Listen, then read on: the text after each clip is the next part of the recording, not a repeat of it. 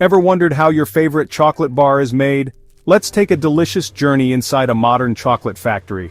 From cocoa bean to finished bar. Everything starts in tropical regions where cacao trees grow. Farmers hand-pick ripe cocoa pods, which are then cracked open to collect the cocoa beans inside. The fresh beans are fermented under banana leaves for 5 to 7 days. This step is crucial. It develops the chocolate flavor. After fermentation, beans are sun-dried for up to a week. Once dried, the beans are packed and shipped to chocolate factories around the world. Now the magic begins. At the factory, beans are sorted and roasted at around 250 degrees Fahrenheit or 121 degrees Celsius.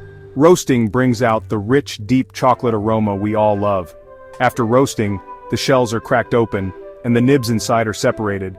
This is done by a process called winnowing, where air blows away the lighter shells.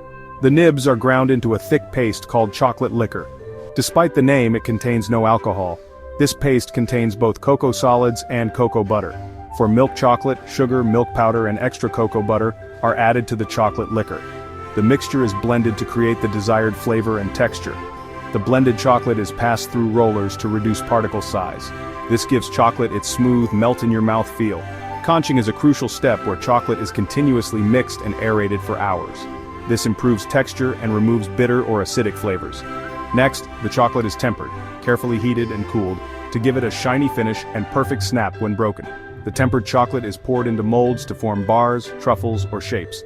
Then it's cooled and solidified in special chambers.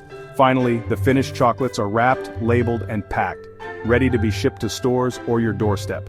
And that's how chocolate is made in a factory. The next time you enjoy a piece, remember, it's the result of science, art, and a lot of love.